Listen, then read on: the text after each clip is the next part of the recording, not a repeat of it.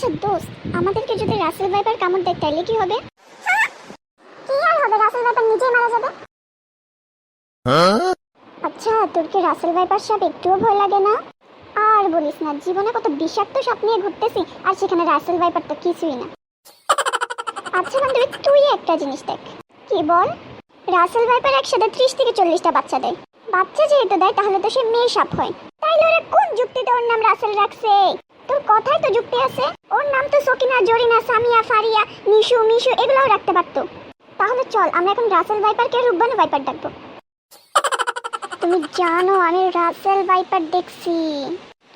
কোথায়? আমাদের বাড়ির পাশে নীল কালার সাপ আকাশে উঠতেছিল।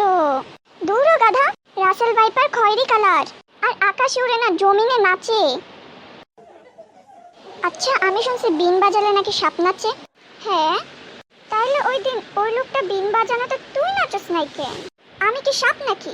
তুই সাপের থেকে কোন অংশে কম?